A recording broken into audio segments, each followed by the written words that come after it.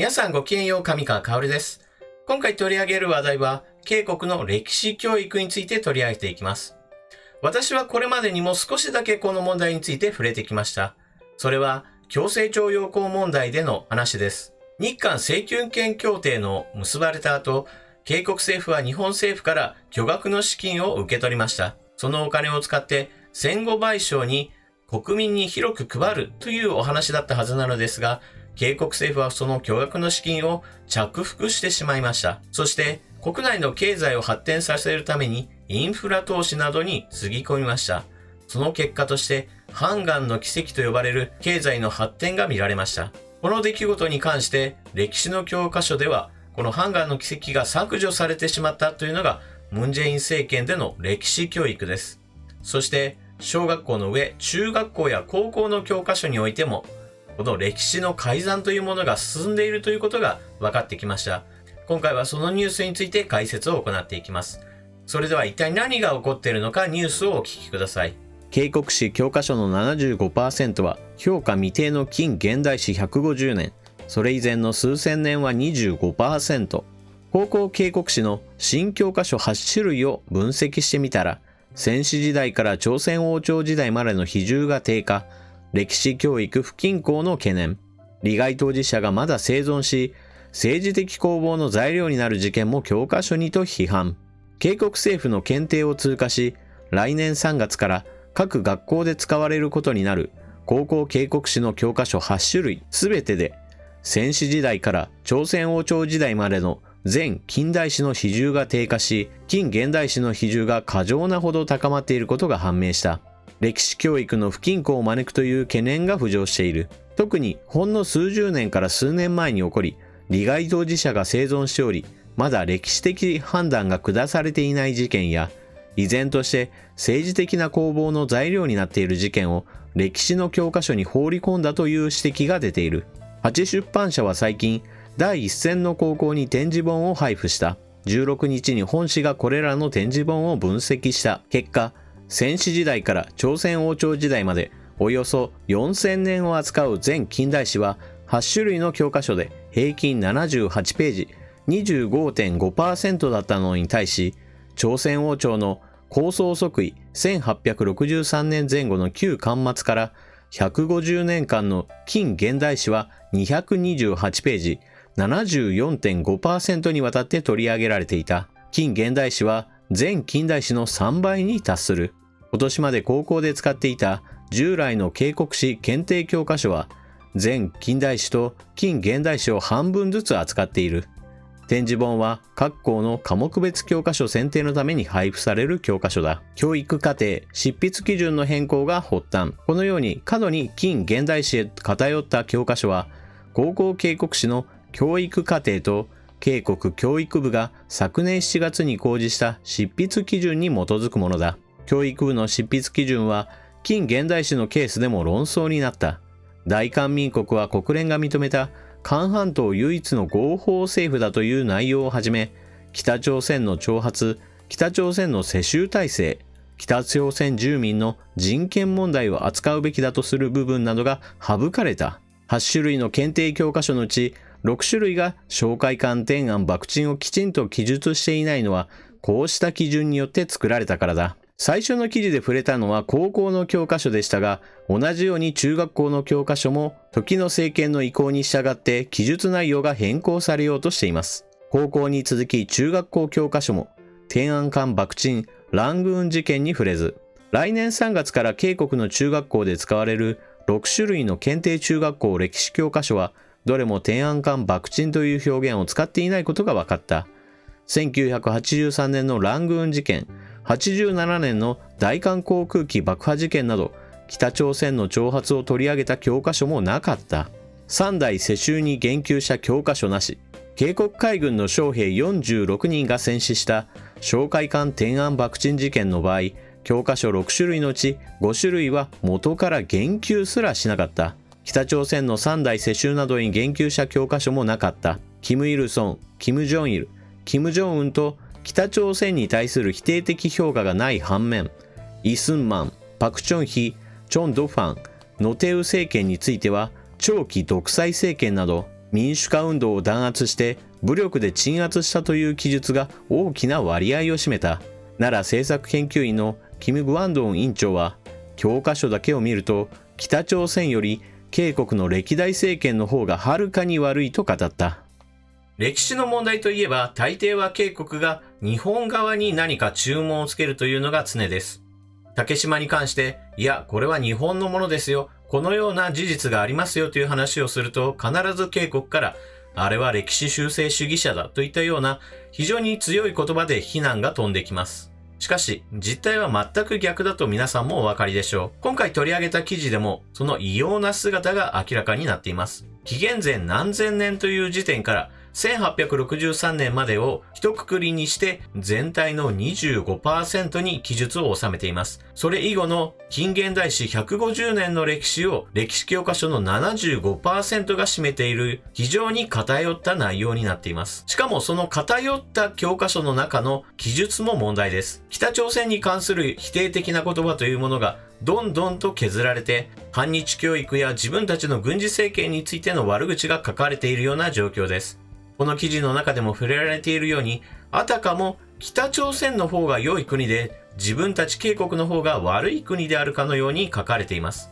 しかも悪いことに、この記事の中では触れられていない反日の記述などを考えると、この歴史教育が一体どんな結果をもたらすのかというのは明らかです。小学校、中学校、高校時代を通じて反日教育が行われる一方で、さらに北朝鮮に対する否定的な言葉は一切ない。まるで北朝鮮の教育機関が発行している教科書のようにすら思えます。このような教育を受けることによって必ず起こる現象が、北朝鮮に対して非常に共感やもしくは同情、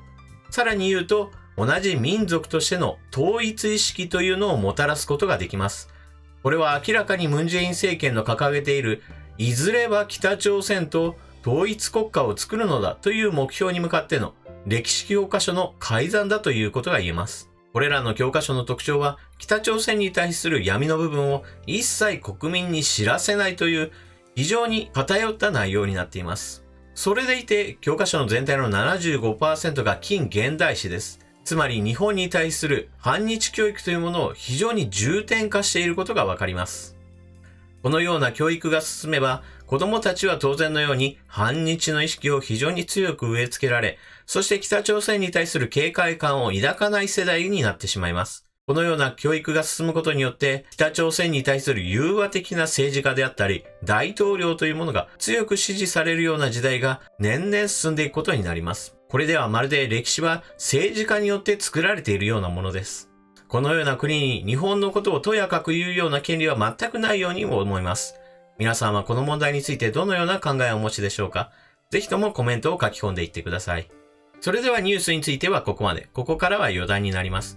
今回の余談のテーマは3つ。まず最初は髪の毛の話。2つ目が少子化問題についての話。そして3つ目は政治系 YouTuber についてのお話です。まず最初に一番簡単な話、髪の毛が綺麗ですねというお話を時々コメントで見るのですが、これには訳があります。それは照明の力を最大限活かしているからです。例えば私が今いるこの場所、広さにして8畳の空間です。しかし天井の照明は12畳のものを使っています。より照明の光を強く受けるためです。そしてカメラの横にも LED の照明があります。さらに言うともう一つ照明があります。これは非常用の、防災用のランタンなのですが、普段の撮影には非常に重宝しています。こういった光を当てることによって髪の毛は強制的に光るようになっているというような感じです。このあたりは YouTube の動画を作るときになるべく明るくした方がいいよという指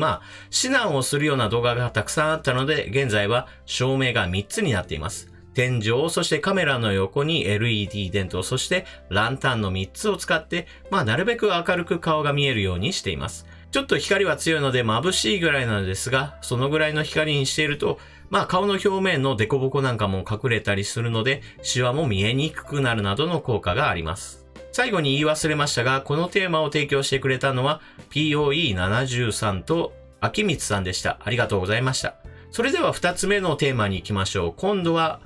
TUBSEK さんの書き込みから少子化問題についてのお話。少子化問題というのは基本的には国を滅ぼす非常に大きな問題です。人口が減り続ければ、地方のインフラなどは崩壊してしまいます。それを支えるための税収が足りなくなるからです。また、人が全くいないと事業として成り立たないということがいろんなところで起きます。生活にも様々な悪影響が及びます。そういった意味において少子化対策というのは基本的には経済対策と並ぶ非常に重要な問題です。そのため私もこの問題については一体どのような政策がいいんだろうかというのをいろいろ見て回るようになりました。その中で一番良いと思われるものは、まずは子供が生まれた時には一時金を出すと同時に、子供たちにはベーシックインカムのように成人するまではしっかりと毎月の給付金を出して、子供がいることによる経済的な親への負担というものを国がしっかりと面倒を見るというような政策が必要でしょう。その財源として考えられるのは、現在の超低金利時代というのを利用して100年で償還するような超長期国債を発行するというのがいいと私は考えています。また違う視点でもう一つ考える必要があるのは、未婚の人たちをどうするかという問題です。現在結婚している人たちの出生率はそれほど悪いわけではありません。むしろ経済的にはしっかりとした人たちが結婚している状態であれば、子供たちは生まれるということがある程度研究で分かってきました。ですから、いかにして結婚したくてもできないというような人たちに経済的な支援を行い、結婚してもらえるかという仕組みが非常に重要になるでしょう。もっと国が関与するような形で、未婚者同士を引きつけるようなパーティーを行うといったような地味な活動もそうですし、先ほども述べてきたように、子供が生まれてもベーシックインカムを出すことによって、子供が生まれることによる経済的な負担を国が肩代わりしますよというような政策が非常に大事になると思います。それでは3つ目のテーマに行きましょう。これはアンケートの結果などにも